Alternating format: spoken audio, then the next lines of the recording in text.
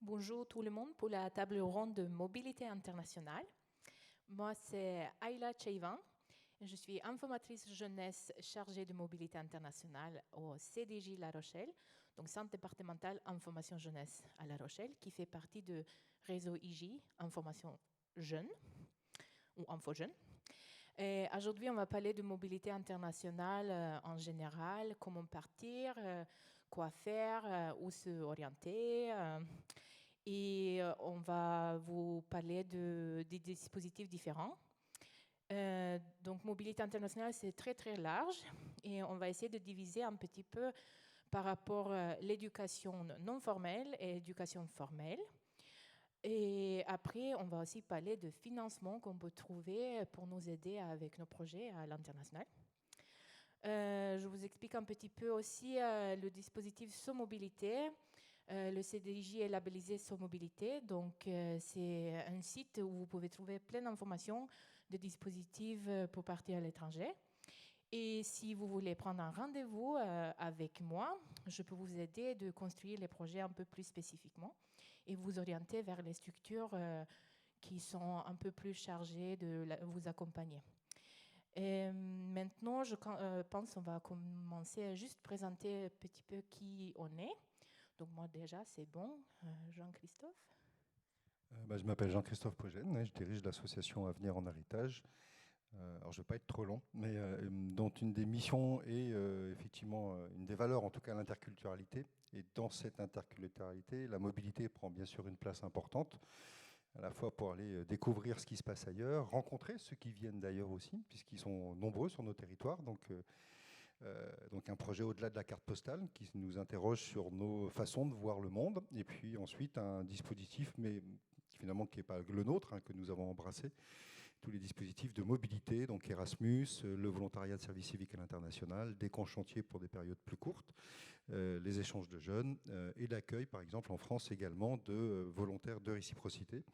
Et puis, dans le cadre des cours que nous donnons, cette dimension internationale est importante, notamment à travers les objectifs de développement durable, par exemple, puisqu'ils appellent aujourd'hui à une lecture de monde globale. Et donc, on incite fortement les étudiants à aller regarder ce qui se passe de l'autre bout du monde, changer de lunettes, ça fait toujours du bien. Très bien. Je précise, je travaille avec Charlotte Gaillot également, qui est co-directrice de l'association, Alison Artaud, qui est une alternante, que je salue, et puis Pierre-Philippe Dugal, qui m'a rejoint, plus 8 volontaires en service civique. Pas mal. Et après, Sophie?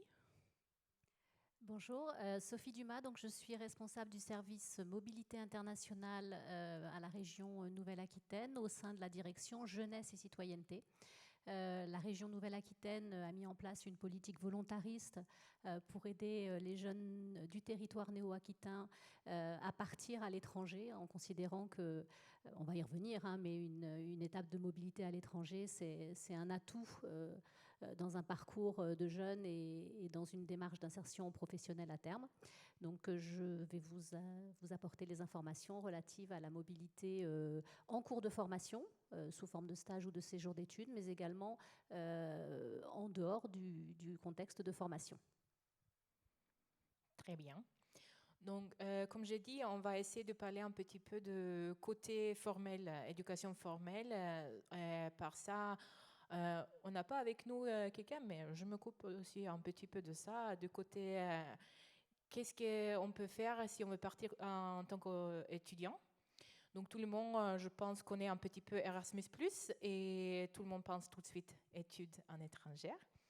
Et oui, ça existe si vous voulez partir en Europe, dans une université partenaire de votre université. Vous pouvez faire un semestre ou deux avec Erasmus et profiter d'apprendre les langues, d'apprendre autrement.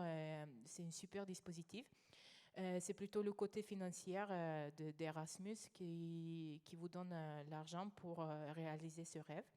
Mais il n'y a pas que Erasmus+ pour partir faire les études en étranger. Donc on peut partir partout dans le monde, dans tous les pays, moins en plus. Et ça dépend des universités, ça dépend des pays, comment on peut financer ces études. Il y a des finances privées. Il y a des finances d'État et tout ça dépend un petit peu où vous voulez, qu'est-ce que vous voulez faire et quand vous voulez le faire aussi. Donc, si vous avez des questions par rapport aux études, on va essayer de parler de ça un petit peu après. Et Sophie, est-ce qu'il y a des finances pour les étudiants s'ils partent en étranger? Alors, il y a effectivement des financements au niveau de la région Nouvelle-Aquitaine qui viennent en fait en complémentarité de ce qui existe. Tu as évoqué Erasmus+, c'est effectivement le gros programme emblématique européen pour permettre des financements de stages ou de séjours d'études. Il faut savoir qu'il y a également des aides du ministère pour les jeunes qui sont en formation. Et il y a également des aides départementales, mais tu vas peut-être y revenir, tu t'y connais mieux que moi. Et effectivement, il y a des aides de la région qui viennent en complémentarité de ça sur la base d'un non-cumul, c'est-à-dire qu'on essaye de couvrir le maximum de bénéficiaires, de demandeurs, et on ne donne pas une bourse en plus d'Erasmus, on vient si le jeune n'est pas éligible pour Erasmus, par exemple. Donc en cours de formation, sur le public post-bac, on va pouvoir intervenir sur deux types de mobilité. Premièrement, les mobilités de stage, c'est-à-dire une expérience professionnelle dans une entreprise étrangère avec un conventionnement et qui permet de mettre en application ce qu'on a étudié au cours de l'année. Donc ça, c'est une première possibilité. Et il y a également, comme tu l'évoquais, Ayla, des séjours d'études. Donc là, par exemple, on est à l'Université de La Rochelle. Dans le cadre du cursus, on a un séjour d'études et on part 2, 3, 4 mois dans une université partenaire de l'Université de La Rochelle pour suivre des cours qui correspondent et qui s'inscrivent dans le cadre du référentiel qui est validé par l'Université de La Rochelle. Donc c'est deux types de séjours différents. Pour les aides de la région, ce qu'il faut savoir, c'est que le principe, c'est d'être inscrit dans un établissement de Nouvelle-Aquitaine. Voilà, donc c'est le principe d'inscription au niveau du territoire qui prévaut. Donc si vous êtes de La Rochelle mais que vous allez faire vos études à Lyon, c'est plutôt auprès de la région Auvergne-Rhône-Alpes que vous allez déposer votre demande. Nous, on vous dira non parce que vous n'êtes pas inscrit dans un établissement du territoire. Donc ça, c'est le premier critère. Le deuxième critère, c'est de déposer votre demande avant votre départ en mobilité. Le principe, c'est qu'en général, on cherche des financements avant de partir, ou alors c'est qu'il y a quelque chose qui n'a pas été organisé comme il faut. Et donc, on fait sa demande de financement auprès de la région avant le départ en mobilité, jusqu'à la veille, mais un petit peu avant, c'est mieux. Pour la durée du séjour. Sur les stages à l'étranger, donc c'est pas très compliqué. En fait, on est à 80 € d'aide par semaine pour les non-boursiers. On porte à 100 €, il y a un bonus de 20 € de plus pour les boursiers. Donc ça peut faire jusqu'à 100 € par semaine, multiplié par le nombre de semaines. La durée minimum éligible, c'est 2 semaines consécutives. Donc on est vraiment sur des stages en entreprise, donc moins de 2 semaines en général, c'est peu probable. On n'a pas de limite de durée, si ce n'est qu'on a prévu une enveloppe globale sur tout le parcours du jeune de son début de formation jusqu'à la fin de son cursus. Et on prévoit de lui accorder une enveloppe maximale de 3 600 € s'il est non boursier et 4 000 € s'il est boursier. Donc on peut faire un stage en première année de quelques mois qui va peut-être représenter 800 € de bourse de la région. Et puis l'année suivante, on est sur un séjour d'études où on va partir quasiment une année complète à l'étranger. Et là, on va être peut-être sur une bourse de 2 000 €. Et tout ça cumulé fait que vous avez un plafond maximal de 3 600 ou 4 000 € à prendre en compte.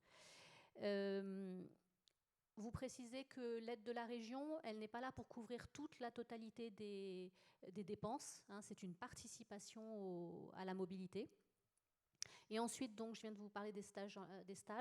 Les séjours d'études, on est actuellement sur des modalités en fonction de la durée, avec des forfaits à 700, 1600 ou 2900 € de bourse, mais c'est probablement quelque chose qui va être modifié pour revenir à quelque chose de plus simple à la semaine. Donc, mais en tout cas, c'est les modalités en cours actuellement. Voilà. Et puis peut-être aussi vous préciser que si vous tapez sur n'importe quel moteur de recherche stage à l'étranger Nouvelle-Aquitaine, vous allez être rebasculé sur le guide des aides Et là, dans le guide des aides, vous avez un récapitulatif des conditions, les pièces jointes avec le règlement régional et le lien pour s'inscrire, pour faire la demande en ligne qui sera instruite ensuite par nos services. Voilà en résumé. Très bien. Il y avait beaucoup d'informations et c'est très très bien.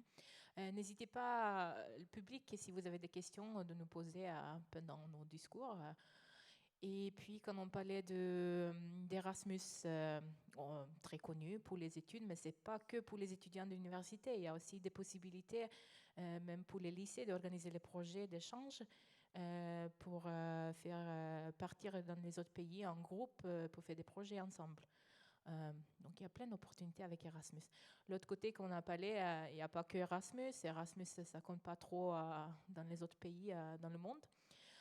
Comme j'ai dit, ça dépend de pays, d'universités. Il y a par exemple certains pays où il y a des bourses qui sont données pendant vos études. Si vous rentrez en France, vous n'êtes pas obligé de rembourser l'argent. Par contre, si vous restez là-bas, il faut rembourser. Après, quelquefois, il y a aussi aide d'État, des crédits.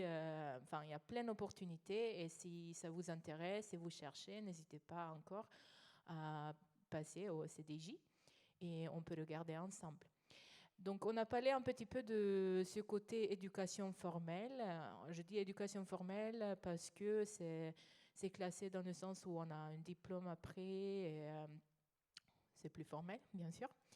Après, il y a ce côté éducation non formelle, et en France, plus connu, éducation populaire, qui est l'éducation qu'on apprend par faire de volontariat, par exemple, des projets avec autres gens. Et là, on a une asso, heureusement, sur La Rochelle, qui est super... Merci. Il n'y a qui pas est que nous, super il y en a d'autres. pour ce type de projet. Jean-Christophe va vous parler un petit peu de ça. En fait, c'est parti d'un constat. En fait, la plupart de l'équipe d'Avenir en Héritage a vécu à l'international. Et alors après, ça ne nous a pas rendu meilleurs, mais on en a vu l'intérêt pour nous, à titre personnel. C'est un accélérateur de maturité assez incroyable. On va vivre dans un monde de plus en plus connecté, de plus en plus interculturel, et de savoir travailler avec d'autres personnes qui n'ont pas la même vision du monde, c'est bien de s'y préparer. Ça ne veut pas dire qu'on y arrive tous les jours facilement. Mais voilà, c'est parti de là. Et puis, on est allé regarder un peu les différents dispositifs qui existaient autour de nous. Et il faut quand même reconnaître que c'est très riche, très ouvert. La région parlait tout à l'heure, mais c'est vrai que ce n'est pas compliqué d'aller chercher. Alors, même si on est un peu phobique administrativement parlant, je suis d'accord avec vous, on clique rapidement Mobilité internationale Nouvelle-Aquitaine, on tombe facilement sur les dispositifs. Donc, et c'est la même chose qui s'est passée pour Erasmus+, puisque maintenant on parle de corps européen de solidarité. Alors, il y a beaucoup de dispositifs, donc je vais peut-être focaliser sur un ou deux. Aujourd'hui, pour le jeune, c'est assez simple, puisqu'il va s'inscrire sur une plateforme qui s'appelle YouthPass. Il va y mettre ses identifiants. Ça prend un petit peu de temps, puisqu'il faut quand même y positionner son CV, enfin voilà, mais ce n'est pas très long non plus. Et à partir de là, il va avoir accès à, je sais pas, des milliers de possibilités de séjour dans les 27 pays de l'Union européenne et pays partenaires. Là, je le rappelle, parce que c'est important, nos amis anglais ne font plus partie du programme Erasmus et de l'Union européenne. Non, je le dis parce que j'ai souvent encore aujourd'hui des appels pour partir à Londres. Je leur dis, bah oui, c'est une super ville, Londres, mais tu ne partiras pas dans le cadre d'Erasmus+, malheureusement. Voilà. Et il faut le savoir parce que c'est quand même une capitale assez coûteuse, donc c'est important. Mais il reste beaucoup de pays de langue anglophone. L'Irlande fait partie toujours du programme, bien évidemment, puis il y a d'autres pays qui parlent anglais. Donc, une fois qu'on s'est inscrit, on va trouver des missions et le jeune, en fait, va candidater, va écrire à une structure qu'il a repérée en Lituanie, en Espagne, au Portugal. Alors, un jeune Français ne peut faire sa mission qu'à l'extérieur de la France, sauf quelques cas particuliers, mais on n'est pas là pour parler de ça. Mais voilà, globalement, c'est à l'extérieur de la France. Pays partenaires aussi, on peut avoir, on pouvait au Maroc, on pouvait, enfin voilà, pays qui ne sont pas forcément membres de l'Union européenne. Il prend contact. Si son CV est retenu, la structure va prendre contact avec une structure française qui est labellisée dans le cadre du programme Erasmus+. Et à partir de là, débute un échange purement administratif, d'échange de courrier. Alors j'alerte puisque le dispositif s'est très simplifié. Autrefois, c'était la structure d'envoi qui faisait de ces démarches-là, et on était parfois à des durées de 2 mois, 3 mois, 4 mois, 5 mois parfois, puisqu'on n'avait pas toujours des allers-retours très spontanés, on va dire. Là, le volontaire, il peut avoir sa mission en 48 heures. Ce qui fait que moi, ça m'est arrivé d'avoir un appel en disant « je pars demain, ça serait bien de signer le document ». La préparation au départ, ce n'est pas un gadget. C'est extrêmement important. Même si aujourd'hui les facilités de transport, bon ok, on est en période de Covid, mais les moyens de transport sont quand même simplifiés. C'est pas très compliqué de partir à l'international aujourd'hui, même les prix des billets se sont simplifiés. Et puis de toute façon, dans le cadre d'Erasmus, vous êtes pris à 100% en charge. Et donc on se dit c'est facile, c'est pas compliqué, finalement je franchis les frontières en un saut comme ça, c'est très rapide. Oui, mais le lituanien, l'espagnol, le bosniaque, il ne vous ressemble pas. Il a une culture différente et c'est extrêmement important, ne serait-ce que pour le respecter, de l'apprendre et de se préparer à cette différence interculturelle.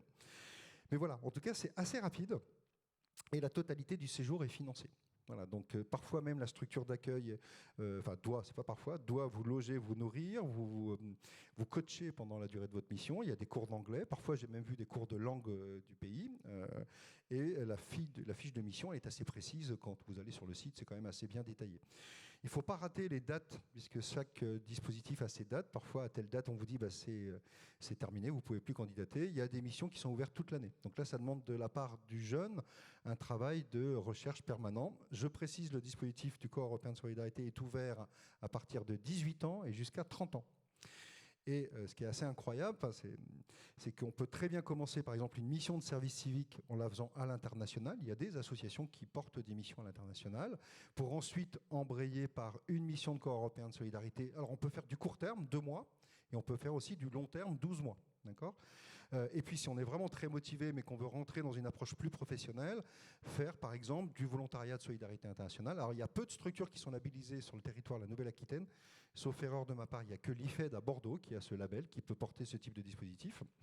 Et puis, sinon, il y a le volontariat en entreprise ou le volontariat en administration. Curieusement, les étudiants ne connaissent pas toujours très bien ce type de dispositif, alors qu'ils sont franchement super. D'un point de vue financier, c'est pas loin de 70% du SMIC, je crois, donc c'est quand même pas rien. Dans certains pays, c'est même très confortable. Et puis, ça vous donne une expérience professionnelle. Je pense que c'est là où c'est important. C'est vrai que je me rends compte que moi, par rapport à mon âge et à l'époque où je cherchais du boulot, on leur demande de plus en plus d'avoir une expérience de 20 ans à 25 ans, ce qui n'est évidemment pas possible. Donc le côté international permet quand même de doper, on va se dire 1 an d'international, c'est peut-être 2-3 ans de France, et puis on voit que la personne face à soi, elle n'est quand même pas la même. Vraiment, ça fait une vraie différence, hein, ça c'est important. Et puis ça commence à être de mieux en mieux considéré quand même. Celui qui part à l'international, ce n'est pas un touriste. C'est vraiment quelqu'un qui a envie de se former, qui a envie d'apprendre, et on le considère au retour. On voit toutes les études qui sont faites par les chefs d'entreprise qui considèrent ça. Donc, le Corps européen de solidarité, le volontariat de solidarité internationale sous la forme service civique, le VSI, là, qui s'adresse quand même déjà à des gens qui ont un peu plus de bouteilles et qui ont quand même des compétences par rapport à un secteur d'activité. On ne peut pas y aller comme ça. Hein. Donc, si on recherche, par exemple, une mission dans le domaine de l'eau, dans le domaine de la santé, on va vous demander des qualifications. Et puis après, il y a beaucoup d'autres dispositifs, les volontaires dans le cadre de l'échange franco-québécois, avec le Canada, avec l'Allemagne, on l'oublie souvent, mais c'est un des plus anciens dispositifs et qui marche très bien. Voilà, je ne sais pas si je réponds à la question, mais en tout cas, les dispositifs sont très importants, et sur le plan de l'informel, justement, hein, cette éducation populaire, nous, quand on fait des briefings avant et après, on n'a pas la même personne face à nous, pas du tout la même personne. Certains vont rentrer en disant « je ne recommencerai pas, ça ne m'a pas plu », ils ont le droit. Mais tous ont changé. La curiosité, l'empathie, la capacité à travailler en équipe, la souplesse aussi. Je crois que ça, c'est extrêmement important. Une certaine souplesse par rapport à l'incertitude. Moi, je le voyais très bien avec des volontaires étrangers dans l'équipe ici, quand parfois, à 18h, mince, le programme change demain matin et il faut partir à 8h au lieu de partir à 9h. Je n'ai pas les mêmes réactions selon qu'ils sont français ou étrangers. Je peux vous assurer que ce n'est pas pareil. Alors, je caricature, mais vraiment, il y a une souplesse. Bon, ok, c'est comme ça. Ça ne veut pas dire pour autant qu'il faut encourager ce genre de changement de programme tout le temps, mais il y a une souplesse, une vraie souplesse. Une meilleure capacité aussi à penser le complexe. Voilà, et ça, c'est que des mots, mais en fait, dans l'équipe, on se rend compte que toutes les choses ne sont pas simples et que tout n'est pas bon ou mauvais, mais que c'est plus compliqué. On a constaté une vraie différence de ce côté-là. Voilà. Donc ça, c'est important. C'est le côté informel des choses. Et puis, tant qu'à faire, hein, puisque la plupart des écoles aujourd'hui, universités comme écoles de commerce, ont intégré dans leur parcours cette dimension internationale, justement, parce que beaucoup incitent les étudiants à partir. L'étudiant que vous avez, ou le jeune adulte, parce que finalement c'est ça que vous avez face à vous, il n'est pas que focalisé sur son métier. Je vais être comptable, expert comptable, finance, supply chain, et ainsi de suite. Il a aussi une vision du monde. Et vous savez, quand vous recrutez quelqu'un qui a une vision du monde, même si elle n'est pas la même que la vôtre, tant mieux d'ailleurs, à la limite c'est enrichissant, mais ce n'est pas juste un robot qui va faire une tâche. C'est quelqu'un qui potentiellement peut évoluer, peut comprendre le monde qui l'entoure, faire des propositions. Voilà, c'est pour ça que moi j'encourage énormément cette dimension internationale, évidemment. Oui, effectivement, moi aussi. Et après, quand on parle beaucoup des étudiants, parce qu'on est quand même dans un salon pour les futurs étudiants. Il faut aussi savoir que maintenant en France, finalement, il y a l'année de césure, qui est une super idée de je ne sais pas qui, pour prendre une année on va dire, de faire quelque chose plus concret peut-être dans le volontariat. Et puis, vous gardez quand même vos droits comme étudiant quand vous retournez. Ça, c'est très bien. Je sais que ça existe déjà dans des autres pays. Ça vous permet de prendre une année, de réfléchir à est-ce que vous voulez continuer avec les études que vous faites, peut-être non. Et aussi, partir à l'étranger, ça nous donne aussi l'opportunité d'apprendre à apprendre. Il y a beaucoup de monde qui va me dire oui, mais je ne vais pas pouvoir reprendre les études après. Moi, je pense que c'est le contraire. J'ai jamais rencontré quelqu'un qui n'a pas pu reprendre ses études après une année à l'étranger. Parce qu'ils ont déjà appris beaucoup d'autonomie, ils ont appris de gérer sa vie, de travailler en équipe internationale. Et n'hésitez pas à le faire, je le dis voilà. Petite précision, j'ai oublié, les dispositifs de volontariat, ils ne sont pas réservés au bac plus 12. D'accord. Initialement, sous réserve, hein, mais ils ont été conçus pour tout le monde. Et donc même une personne qui, on va dire, déscolarisée, je déteste ce terme-là, parce que c'est assez péjoratif, donc quelqu'un qui n'est pas amateur d'un parcours classique et qui a envie de faire un CAP, PEP, l'artisanat c'est magnifique, il ne faut pas l'oublier quand même, peut parfaitement partir. Le Corps européen de solidarité, le service civique international, les dispositifs de la région sont pour lui. Voilà, c'est important de le préciser. Oui, effectivement, très important. Et puis, pour faire le volontariat, pour service civique, en fait, c'est pas plus compliqué. Moi, je l'ai fait. C'est comme ça que je suis venue en France. Et je suis restée aussi. Donc, moi, je dis souvent aussi, si vous, dans l'avenir, vous cherchez de travailler dans un autre pays, faites le volontariat dans une manière ou une autre. C'est une bonne start, on va dire, parce qu'on peut créer un réseau dans le pays où on est.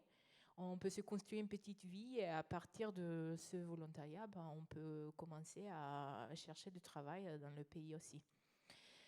Et est-ce que vous avez quelque chose à ajouter là? Oui. Non, juste compléter en disant que le gros avantage de ces programmes, c'est que c'est totalement encadré. Donc on ne part pas, on ne prend pas de risques. On a une structure en France qui nous guide du début à la fin. On a une structure d'accueil dans le pays qui nous accueille et qui continue. Donc franchement, c'est très très facile à faire. Il faut l'envie, il faut le déclic, mais une fois qu'on est dans le circuit, voilà, il n'y a pas de risque. Il n'y a aucun risque, il n'y a que du bénéfice, franchement. C'est ça. Bon, il y a toujours des risques, mais c'est minimal. On a parlé beaucoup de Corps européen de solidarité. C'est aussi Erasmus+, Corps européen de solidarité. C'est quelque chose que je connais très, très bien. Ça fait 5-6 ans que je travaille avec ça. Et c'est vraiment, comme Jean-Christophe a expliqué, c'est un programme qui prend en charge tout, parce que c'était créé pour tout le monde. Donc, si on a des moyens, si on n'a pas des moyens, qu'on peut partir et avoir ces expériences professionnelles mais dans le cadre volontariat. Et puis, après, on ne parle pas que de partir dans le cadre d'un programme. Il y a aussi les possibilités de partir en autonomie. Donc, on peut faire les études en autonomie. On n'est pas obligé de passer par une université. C'est un peu plus compliqué parce qu'il y a un peu plus de travail à faire, mais c'est possible. Rien n'est impossible. Et puis aussi, si ça vous tente juste de voyager, de prendre un peu de temps, de voir le monde, il y a des dispositifs comme le Woofing, le Workaway. Il y a des bourses, par exemple, bourse Zelija pour les 16-20 ans, pour juste partir un premier solo voyage, qui est très bien. Il y a aussi Destination de la région, Sophie, dont tu peux Oui, alors Destination, c'est une aide à un premier voyage en autonomie, alors qui peut se faire tout seul, mais c'est souvent à plusieurs. Et l'idée, c'est d'aller passer peut-être quelques jours en Italie, de découvrir, d'organiser son voyage, de visiter des musées, de quitter un petit peu son milieu immédiat. Et il y a une aide effectivement de la région pour accompagner ça. Alors il y a un jury, hein, il y a un entretien à plusieurs, il faut avoir un projet, il faut que ce soit construit, mais c'est ce qu'on disait un petit peu tout à l'heure, c'est une organisation en amont qu'il faut prévoir, quelle que soit la mobilité. Donc n'hésitez pas effectivement soit à aller voir le Centre Information Jeunesse, soit aller sur le site de la région et vous retrouverez les informations sur Destination. Tu veux que je te parle des demandeurs d'emploi ? Je savais que tu allais me dire oui. En complément de ce qu'on s'est dit, et pour rester sur les possibilités de départ à l'étranger quand on n'est pas en formation, il y a un programme effectivement que la région a mis en place en partenariat avec Pôle emploi et avec les missions locales du territoire. Peut-être que certains des jeunes qui sont présents aujourd'hui ou demain ou qui sont en recherche d'informations vont être à un moment en situation d'être en recherche d'emploi et de se dire, voilà, dans mon parcours, peut-être qu'une étape à l'étranger, ce serait un plus parce que, en termes d'employabilité, on l'a dit, Jean-Christophe l'a évoqué, c'est quand même une plus-value que d'être passé à l'étranger. Donc on a mis en place un dispositif qui s'adresse donc à ces jeunes demandeurs d'emploi et qui consiste en un séjour clé en main à l'étranger sous forme de stage. Donc la démarche, c'est je suis inscrit à Pôle emploi, je m'adresse soit à mon conseiller Pôle emploi, soit je vais voir mon référent mission locale si je suis inscrit dans une mission locale. J'évoque mon projet ou mon envie en tout cas de partir à l'étranger et on organise en fait un parcours qui est accompagné du début à la fin là aussi et qui permet à un jeune de partir faire ce stage clé en main, puisque une fois qu'il va être passé par un processus de sélection et d'identification de son projet, on va passer par un prestataire qui va organiser tout le séjour à l'étranger, qui va rechercher un terrain de stage dans une entreprise pour une durée de 3 mois, 12 semaines, en fonction de l'entretien qui aura eu lieu avec le jeune et qui aura permis de déterminer voilà, quel était son parcours, quelles étaient ses envies, vers quoi peut-être il voulait se réorienter et quelle serait l'expérience idéale qu'il pourrait avoir. En fonction de son secteur, de son niveau de langue, d'un certain nombre de paramètres, on va lui proposer une ou plusieurs destinations qui vont être possibles. On va chercher le terrain de stage, on va lui organiser son voyage et on va lui dire, voilà, départ demain, non, en général pas demain, départ dans une semaine, il faut aller à tel aéroport ou dans telle gare, arriver à tel endroit, voilà le billet, il est pris en charge. Il est organisé et on a un partenaire sur place qui s'occupe d'accueillir le jeune, de vérifier que le logement se passe bien, que le stage en entreprise se passe bien. Le logement est pris en compte sur place, est pris en charge sur place. Il y a une bourse de 80 € par semaine qui est versée. Donc voilà, on couvre a priori tous les frais, logement en pension complète pendant les 12 semaines. Et ça peut être déterminant dans la suite du parcours, parce que certains jeunes n'ont peut-être pas eu l'opportunité, en étant dans un établissement de la région, de partir à l'étranger. Et là, c'est une opportunité en dehors du parcours de formation. Est-ce que c'est quelque chose qui peut être réfléchi dans le cadre de la suite d'un parcours de volontaire en service civique, par exemple ?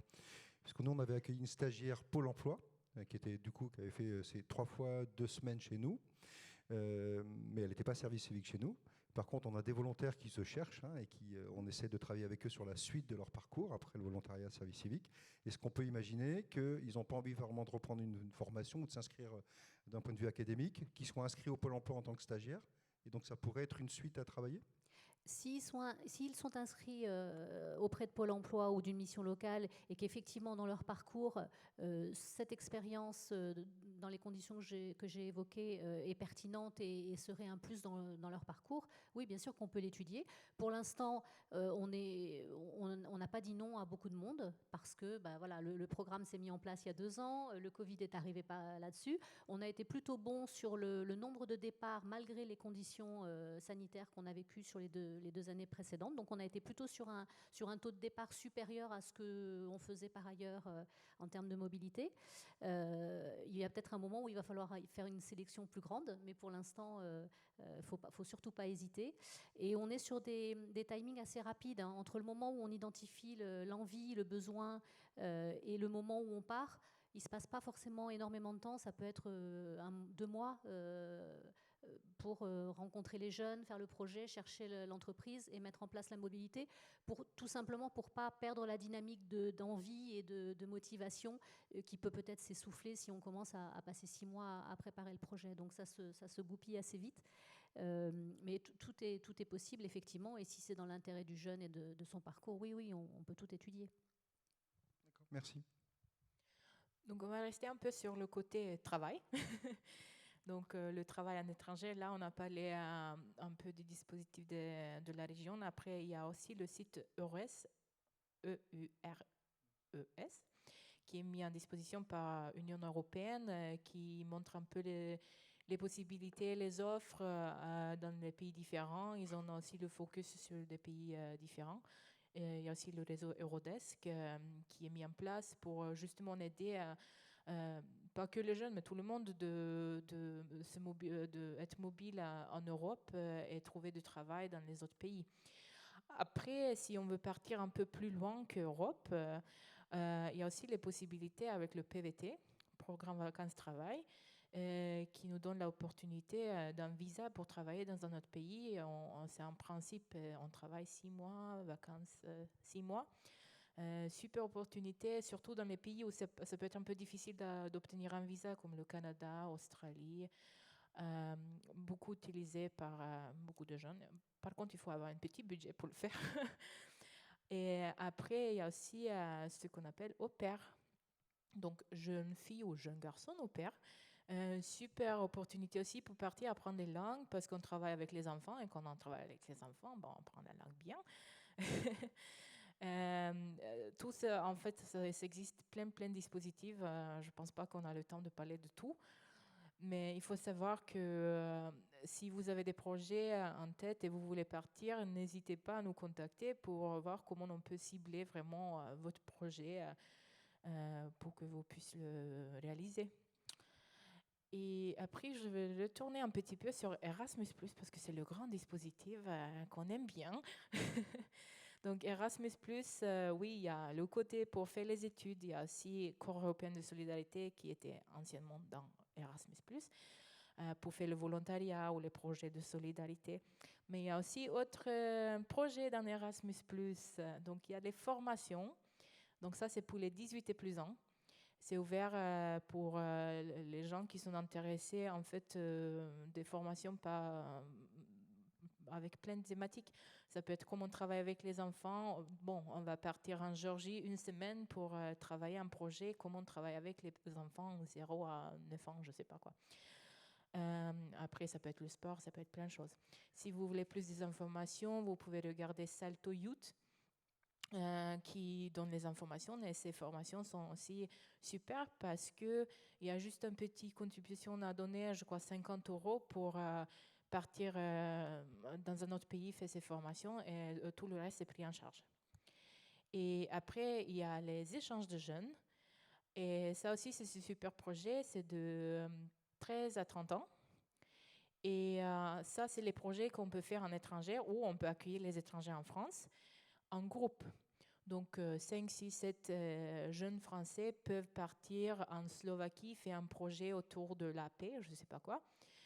Et c'est vraiment une super opportunité de voir est-ce qu'on est capable de voyager sans les parents, est-ce qu'on est capable de travailler en équipe étrangère. La langue commune, c'est toujours anglais avec Erasmus.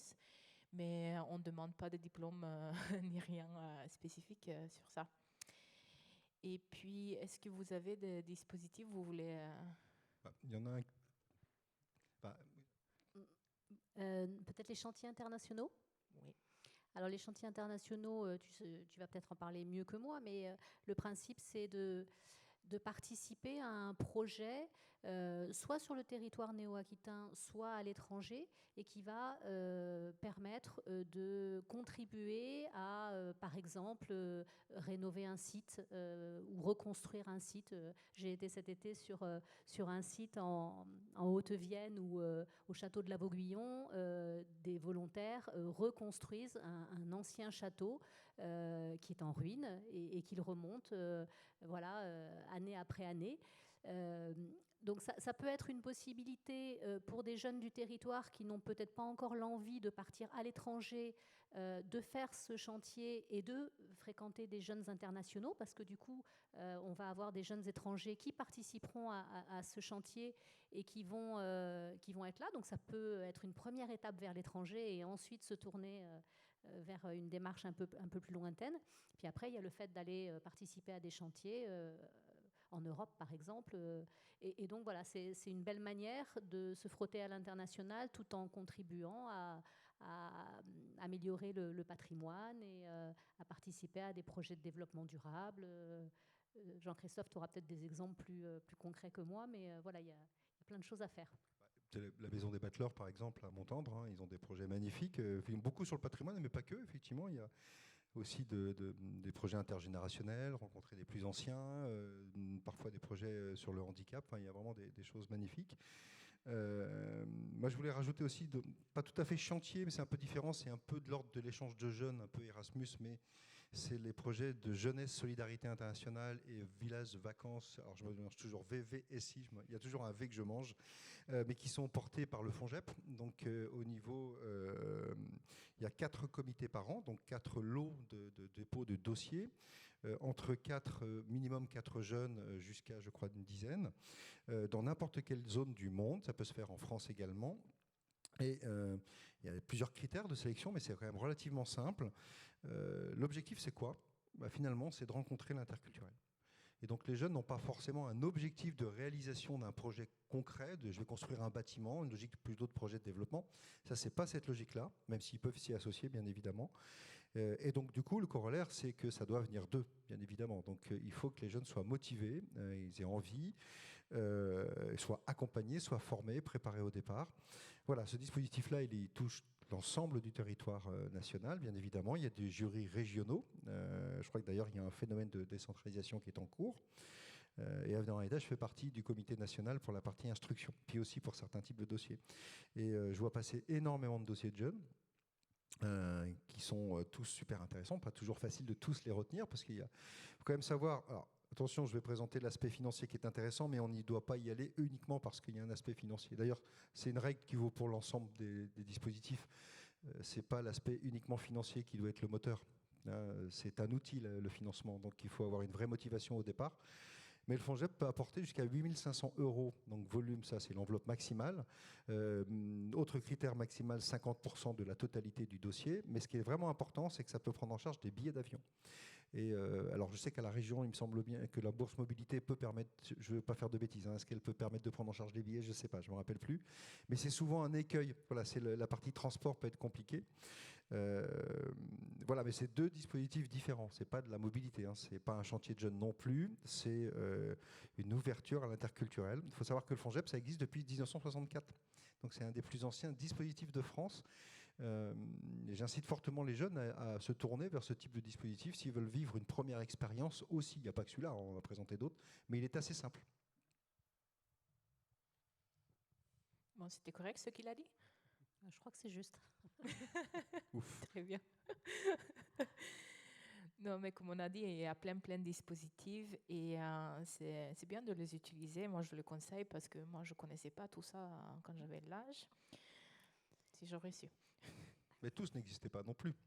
Ouais, moi, ce que je trouve extraordinaire, c'est qu'il y a une prise de conscience générale. Enfin, ils n'ont pas attendu pour qu'on en parle. Il faut que cette prise de conscience elle soit là. Elle date déjà de 20 ans à peu près, quoi. mais de l'importance de ce parcours international dans la carrière pas le carrière là pour le coup, hein, mais de jeunes, quoi, parce que moi je le vois aussi dans les formations que je donne en école de commerce, université. Pour beaucoup, il faut être spécialisé dans un domaine de solidarité, spécialisé dans l'eau, dans la santé, dans tel domaine, mais en réalité, toutes les fonctions support, vous les retrouvez partout. Vous pouvez être comptable à l'international, vous pouvez être financier à l'international, vous pouvez être RH à l'international. Enfin, tous les métiers se déclinent à l'international. Et pour le coup, pour ceux qui sont en plus dans le monde du développement, on va dire aide publique au développement, solidarité, parfois, si je vous dis Banque africaine de développement, Agence française de développement, quand vous regardez les métiers dedans, c'est des métiers de directeur de projet, de gestionnaire de portefeuille, dans lesquels des financiers peuvent s'y retrouver très bien. Donc je trouve qu'il y a une méconnaissance encore des métiers qu'on peut faire dans cet univers-là. Mais ça me touche aussi, hein. Enfin, moi, pour mes parents, je suis soit Indiana Jones, soit l'abbé Pierre, hein. Donc j'ai jamais été ni l'un ni l'autre. Mais l'international n'est pas encore très connu, je trouve. Hein, et pour les parents, par exemple, c'est toujours quelque chose qui parfois peut être un peu inquiétant. Il va partir loin, c'est bizarre, dans quel contexte il part. Je caricature exprès, bien sûr, mais quand même, dans les questions que j'ai, moi, de la part de jeunes, c'est il faut convaincre maman, il faut convaincre papa. Et les choses ont beaucoup changé quand même. Enfin, je ne sais pas si vous vivez les mêmes choses. Je crois qu'on a surtout, avec les réseaux sociaux et la communication qu'on a maintenant, alors on va pas faire nos dinosaures, mais si on compare avec ce que nous, on a pu vivre quand on était en mobilité, voilà, on est tout le temps en contact, on sait en permanence ce qui se passe et on n'est pas 15 jours sans nouvelles. Donc voilà, il faut se rendre compte qu'on est vraiment dans une situation maintenant très, très, très simple et qu'on soit en Norvège ou en Lituanie, on peut communiquer en permanence comme si on n'est pas plus loin que finalement si on est à Poitiers ou à La Rochelle en termes de distance. C'est nettement facilité, donc c'est important de s'en rendre compte. Oui, il y a ça. Et après, avec tous ces dispositifs, il y a vraiment une sécurité derrière avec les assurances et tout, que pour moi, de convaincre les parents, souvent, c'est assez facile. Et quelquefois, j'ai eu des parents qui voulaient que les jeunes partent, mais les jeunes ne voulaient pas. Ça peut arriver. Là, ça arrive aussi. Après, je voulais parler un petit peu de l'impact de la Covid. Alors, en France, Jean-Christophe, peut-être toi, tu l'as senti un peu? Je sais, oui et non. Oui, parce que forcément, le nombre de missions disponibles a diminué. Pendant la période, le premier confinement, où on était tous fermés. Là, c'est clair que moi, déjà, les volontaires qui étaient à l'étranger, ils sont rentrés. On les a fait rentrer. Ça a été extrêmement efficace d'ailleurs, hein, au niveau de la gestion des avions par le ministère des Affaires étrangères, c'était assez incroyable, quoi. Donc je critique assez souvent, donc pour le coup là, il faut vraiment reconnaître quand ça a été efficace, ça a été incroyable. Mais c'est reparti assez vite en fait. Déjà, on reçoit très régulièrement de la part de la région, il y a une newsletter qui donne beaucoup d'informations sur l'évolution des dispositifs et des pays ouverts. Bon, donc on peut donner en temps réel des réponses assez rapides aux jeunes. Et maintenant, on réouvre les missions beaucoup. Et comme je le disais tout à l'heure en off, là, nous, quand on a réouvert les missions au Togo, en 2 jours, j'ai eu 90 CV. Donc il y a une vraie volonté de partir. On a eu plus de mal à trouver d'ailleurs des missions pour la France. Donc il y a une grande envie de partir. Donc je ne peux pas dire qu'il y a un ralentissement, franchement.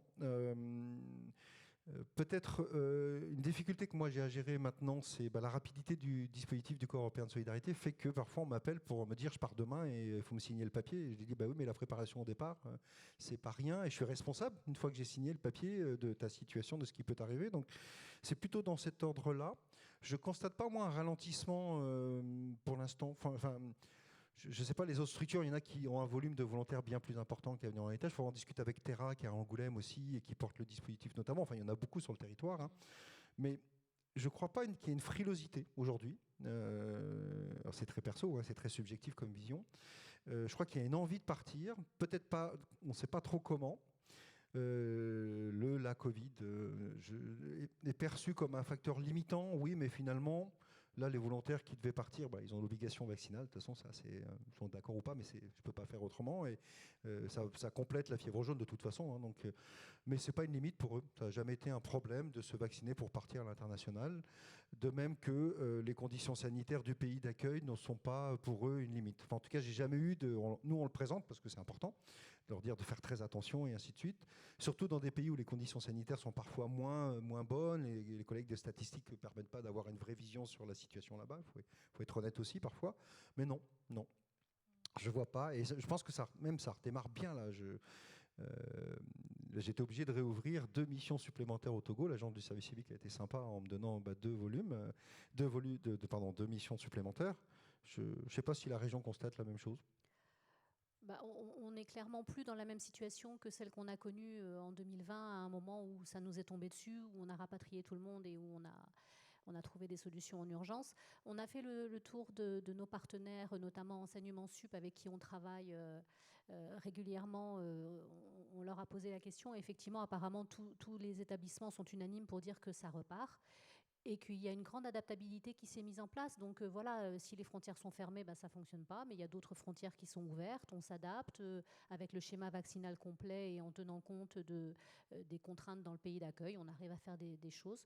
Donc oui, là ça a l'air de repartir. Après, est-ce qu'on va avoir quelque chose de nouveau qui va se passer? On ne sait jamais, hein. Mais oui, ça repart.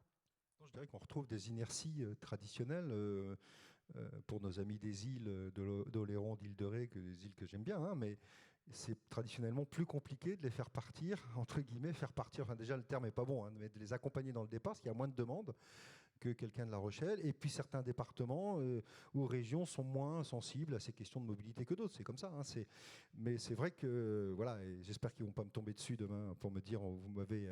non, c'est pas le but, hein, mais oui, il y a des endroits, mais pour moi c'est un retour à la normale. Voilà, c'est plutôt un retour à la normale, et c'est à nous d'aller vers eux, de les toucher, de mieux les accompagner, voilà, mais... sincèrement, je suis plutôt positif, moi. Après, je croise les doigts et je ne suis pas Cassandre non plus, mais... Moi, j'ai posé cette question justement parce que j'ai eu des jeunes qui ont pensé que tout s'est arrêté avec le Covid, je ne sais pas, et qu'ils ne peuvent pas partir. Au contraire, non, on s'adapte assez vite. C'est une des compétences qu'on apprend avec Mobilité Internationale, c'est d'adapter. Et tous les pays, en tout cas en Europe, mais plein de pays du monde, ils se sont adaptés et il y a des solutions pour tout. Et puis, il n'y a pas de solution, il n'y a pas de problème. Après, là, est-ce que vous avez autre chose Moi, je veux bien faire un focus sur une démarche un petit peu spécifique sur le territoire que l'on accompagne au niveau de la région. C'est une démarche du lycée Jean Monnet à Cognac qui anime un consortium d'établissements et qui permet, dans le cadre d'une FCIL, alors c'est une formation complémentaire d'initiative locale, de faire partir des jeunes sur une année en post-bac pro ou post-BTS. Et cette année, en fait, elle se décompose en résumé septembre à octobre-novembre, des sessions de formation sur comment on se prépare à l'étranger, comment on démarche une entreprise, comment on recherche un stage, avant, comment on prépare un CV, une lettre de motivation, etc. Des préparations à des entretiens qui vont se faire en général en visio. Et ensuite, une mobilité de 6 mois qui commence en fin d'année et qui se termine en mai ou juin. Pour avoir une expérience de 6 mois dans une entreprise étrangère. Donc voilà, on avait quelque chose de similaire, on a toujours quelque chose de similaire sur le territoire ex-aquitain qui est porté par le lycée Gustave Eiffel à Bordeaux, qui s'appelle Aquita Pro. On a cette initiative donc, qui est portée par le lycée Jean Monnet à Cognac, avec des financements donc Erasmus, puisque la mobilité de 6 mois, elle est financée par Erasmus avec un complément de la région pour permettre de couvrir les frais. Et on est en train de développer le 3e pendant donc, sur le territoire Aix-Limousin, c'est en cours. Voilà, donc il y a plein de choses qui se font sur le territoire et je voulais le saluer puisque j'ai rencontré le lycée Jean Monnet tout à l'heure et que chaque fois je me félicite de ces initiatives en local. D'ailleurs, il y a les rencontres transfrontalières aussi qui se déroulent sur le territoire puisqu'elles sont, je ne me trompe pas, pilotées par la communauté de communes de l'Héron, je crois. J'ai dit une bêtise tout à l'heure mais c'est important. Je crois qu'elle y associe le VOUL, CDJ, il me semble, les auberges de jeunesse, qui sont aussi un élément extrêmement important dans ces questions de mobilité. Ils sont partie prenante et d'autant plus, je crois que l'auberge de jeunesse La Rochelle doit avoir des actions en Tunisie, si je ne me trompe pas. Mais voilà, donc ça repart de partout. Il y a beaucoup de choses qui sont vraiment intéressantes. Oui. Et après, on a de la chance d'être en région Nouvelle-Aquitaine parce que ce n'est pas toutes les régions qui ont autant d'aide. Pas autant d'aide et peut-être pas autant de... On est une des rares régions, enfin une des régions, elles sont pas toutes dans ce cas, à avoir une animation de la mobilité internationale sur le territoire organisée. On a, je peux vous dire 2 mots sur le COREMOB, qui est le comité régional de la mobilité, qui est donc une initiative qui vise à faire en sorte que la mobilité internationale soit partagée, soit accompagnée, et donc de faire en sorte aussi que les acteurs du territoire qui travaillent sur de la mobilité internationale se rencontrent, échangent, partagent des expériences, etc. Et du coup, c'est plutôt riche et on se connaît bien les uns les autres. Donc voilà, c'est à souligner puisque ça fonctionne bien en Nouvelle-Aquitaine et que ce n'est pas forcément le cas dans toutes les régions. Et puis, du coup, SoMobilité que tu as évoqué tout à l'heure, c'est une initiative de ce COREMOB qui a souhaité faire en sorte qu'il y ait un guichet unique de la mobilité internationale, que chaque jeune qui a un projet pas forcément bien défini puisse rencontrer quelqu'un pour travailler un petit peu ce projet et voir quelles sont les opportunités qui lui permettent de le mener à bien. Donc ça, c'est quand même à saluer. Et sur tout le territoire, il y a des conseillers SoMobilité qui peuvent accompagner ça. Donc, si vous devez retenir qu'une chose de cette conférence, c'est aller sur SoMobilité, voyez ce que vous y trouvez. Il y a plein de choses sur la préparation au départ, la valorisation au retour, les partenaires sur le territoire. Et si vous le souhaitez, vous demandez un rendez-vous avec un conseiller et vous pourrez affiner votre projet. Donc, il faut au moins retenir ça, c'est SoMobilité. N'hésitez pas, si vous avez des questions à la salle, il y a un micro dédié à vous. On va essayer de trouver des réponses. Et puis, comme je disais, on a vraiment de la chance avec Nouvelle-Aquitaine, la région. Je ne sais pas si vous avez toujours des aides pour les volontaires. En fait, on apporte des cofinancements sur toutes les aides, enfin sur une grande partie des aides. On a parlé des chantiers, des volontariats, des échanges de jeunes. On apporte des cofinancements, mais comme ça s'adresse, c'est directement les structures qui sont nos interlocuteurs et que ça ne concerne pas directement les jeunes, je n'ai pas évoqué le sujet. L'idée, c'est d'abord d'aller voir ces structures et ces structures organiseront le financement en se tournant vers nous à un moment. C'est pas plus mal non plus parce que les structures, souvent, on n'a pas de financement pour accompagner les jeunes. Et quand on parle d'accompagnement, le premier pas d'accompagnement commence quand vous rentrez dans la pièce, je ne sais pas, à l'avenir en étage ou à CTIJ. Et on a parlé de ce temps de préparation. Moi, je conseille toujours de laisser 4 à 7 mois pour se préparer pour un séjour. Je ne sais pas pourquoi j'ai les mois là, mais je pense que c'est de mon expérience que ça a pris 4 à 7 mois de préparer le projet, le volontariat pour la France. Après, bien sûr, je connais les gens, ça a pris 2 semaines, ils avaient le projet, ils sont partis. Ils ont eu de la chance. Après, quand on parle d'accompagnement, je voulais juste évoquer que accompagnement, c'est pas juste vous venez, on vous dit qu'est-ce que vous allez faire et c'est tout. C'est vraiment de vous accompagner dans la démarche administrative, mais aussi psychologique, et aussi de vous accompagner pendant le séjour, pas forcément chaque jour par téléphone, mais de savoir qu'on est derrière, on est là pour vous aider si jamais il y a des choses qui arrivent, et aussi le retour qui est très important parce que la vie continue chez les autres, on rentre en France et tout d'un coup, les gens ont grandi, quoi. Et après, il y a plein d'aspects de l'accompagnement qui est important. J'y sais, tu le sais. Non, je pense pas. Je vois une question là, c'est pour ça. Détailler notre parcours et expérience, votre démarche pour votre expérience de volontariat. Je ne sais pas si... je crois que la question, c'est pour toi. Ouais, je peux. Bon, mon parcours, j'ai fait le contraire de ce que je conseille. J'ai cherché un volontariat en France pour apprendre le français. Et normalement, je dis chercher un projet avant le pays. Mais pour moi, c'était particulier parce que je voulais apprendre le français pour travailler un peu à international, genre ONU. Et du coup, comme j'ai dit, ça m'a pris à peu près 7 mois de préparer tout, mais c'est aussi moi personnellement parce que je voulais savoir tous les détails avant de partir. Pourquoi j'ai choisi le volontariat européen, le Corps européen de solidarité maintenant? C'est parce que c'était vraiment sécure, ça a rassuré mes parents. Ouais. Et après, c'était l'aspect financier. Je ne suis pas riche, j'ai jamais été riche non plus. Du coup, le fait que j'avais le soutien de l'Europe pour pouvoir le faire, c'était vraiment bien pour moi. Et puis, je suis partie 12 mois à Marmande. C'est en Nouvelle-Aquitaine encore, à Lot-et-Garonne. Et j'ai travaillé dans un asso qui travaille dans le loisir et l'international. J'ai travaillé avec les enfants. Et ce qui était important pour moi, c'est de pouvoir prendre l'initiative. Et c'est très important pour tous les volontaires. Si vous avez des idées, prendre l'initiative de faire les projets. Le but pour moi, c'était d'apprendre le français, oui, bien sûr, mais aussi d'avoir expérience professionnelle, on va dire, parce que je venais de faire mes études et après, ils demandent expérience professionnelle. C'est un peu difficile de trouver quand tu n'as pas un job. Et du coup, j'ai pu faire des projets, les échanges de jeunes, j'ai pu écrire des projets, mettre en place, ce qui m'a aidé énormément. J'ai créé un réseau en France et quand je suis repartie en Norvège, d'où je viens, ils m'ont rappelé pour revenir en France et travailler. Donc, j'ai bien aimé mon expérience. Bien sûr, il y avait eu des chocs culturels, j'en ai toujours.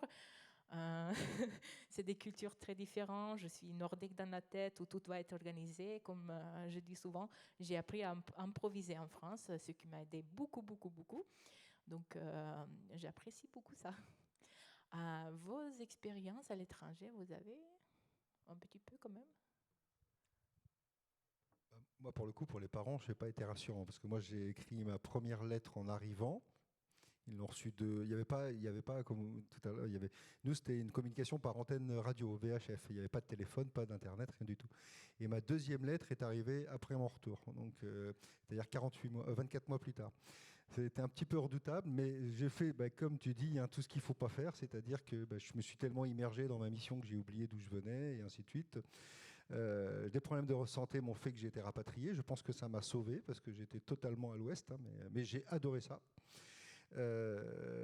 J'ai rencontré des gens, j'étais en Guinée, donc des gens extraordinairement compétents qui m'ont formé, qui m'ont appris tout. Donc ça m'a aussi cassé des préjugés, même si on se dit qu'on n'en a pas, on en a tous un petit peu. Et donc ça m'a fait beaucoup de bien. Et puis par la suite, j'ai intégré bénévolat, ça nourrit pas son homme pendant toute une durée de vie quand même, même le volontariat.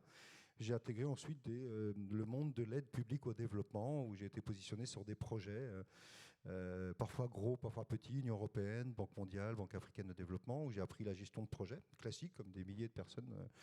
Mais j'ai eu du mal à rentrer en France. Et j'en parle parce que tu parlais tout à l'heure de l'accompagnement. Je pense qu'il faut se faire accompagner au retour aussi, pas uniquement sous l'aspect valorisation des acquis de l'expérience, parce que là, ils sont extrêmement importants. Il y a de plus en plus d'outils qui existent maintenant et qui ont été vraiment, c'est professionnalisé, quoi. C'est pas la one again, voilà. On a des coachs d'ailleurs qui sont spécialisés dans ce domaine-là. Il y a des dispositifs régionaux qui existent un peu partout. Mais l'aspect, je reprends contact avec ma propre culture, mon propre pays. Moi, ça fait 10 ans que je suis rentré, c'est pas réglé. Mais je ne le vis pas comme un malheur. C'est simplement, j'ai une vision différente des choses. C'est bien aussi d'avoir des gens, alors je dis pas pour moi, mais qui pensent entre les cases. Je pense que ça, c'est important. C'est aussi parfois, alors c'est pas moi, mais des gens qui font changer le monde. Et moi, j'aime bien être comme ça. J'aime bien être comme ça. Et un des gros trucs que j'ai ramené, alors parfois qualité, parfois défaut, c'est que j'aime bien cette incertitude que j'ai vécue dans beaucoup de projets où en fait on ne sait pas, on commence un truc. Des fois, on ne sait pas si ça marche. Parfois, on vous dit non, alors il faut passer par la fenêtre. On vous dit non à la fenêtre, vous passez par la cheminée. J'aime bien ça. Et j'aime bien cette incertitude. Je me rends compte que nos jeunes ne sont pas formés à ça. Voilà. Et ça ne veut pas dire que j'ai raison. Mais voilà, c'est ce que ça m'a apporté. C'est modeste, c'est très perso. Et de mon côté, l'expérience de mobilité, elle a commencé quand j'étais étudiante, puisque j'ai fait un stage, comme beaucoup d'entre vous vont peut-être le faire, en Angleterre, pour commencer. Puis ensuite, l'expérience de mobilité, elle s'est poursuivie tout au long de ma carrière professionnelle avec là, organiser ou accompagner des jeunes au Vietnam, à Ouagadougou, au Burkina Faso, dans différents pays. Et en préparant cette séquence, Ayla, tu Tu te demandais si on a des exemples de personnes qui sont revenues d'une expérience de mobilité sans aucun intérêt ou sans aucune plus-value. Je crois que ce n'est pas possible, franchement. Même si le stage ou le séjour ne s'est pas bien passé concrètement au quotidien par rapport à l'expérience professionnelle, par exemple, il y a tellement d'à côté au niveau personnel, au niveau compétences non formelles, transversales, etc., qu'on acquiert, que ça ne peut que être positif. C'est pas possible autrement, franchement. Ouais, on ne connaît pas. S'il y a quelqu'un qui connaît, bah, contactez-nous. Voilà, on recherche cette personne. On souhaite des expériences différentes, non? Et puis, une toute petite chose, c'est que même si on n'y part pas pour des dimensions personnelles, professionnelles, c'est que dans un univers morose comme c'est le cas aujourd'hui, c'est génial de se rendre compte que la plupart du temps, vous êtes super bien accueillis partout, quoi. On est super bien accueillis et on se rend compte aussi quand on est à l'étranger et qu'on revient en France qu'on est quand même, on a quand même énormément de chances de vivre dans un pays comme la France. Ça, c'est quand même, il faut le souligner aussi parce que ça permet aussi de relativiser beaucoup de choses et de se rendre compte que, voilà, on est plutôt bien lotis. Hein. Oui, je crois que j'ai lu un livre où il disait si tu pars en étranger et tu trouves quelque chose de mieux, bah, tu vas le ramener chez toi. Et quelque chose de pire, bah, tu vas apprécier beaucoup plus de chez toi. Donc c'est exactement ça. Moi, je vous remercie Sophie de la région avec plein de soutien pour les jeunes. Vraiment, n'hésitez pas à regarder les sites. Ils sont super simples en plus. Et Avenir en héritage, Jean-Christophe, vraiment beaucoup de projets. Le seul qui peuvent accompagner les volontaires européennes à La Rochelle et que je oriente souvent vers vous, les jeunes. Merci beaucoup d'être là et à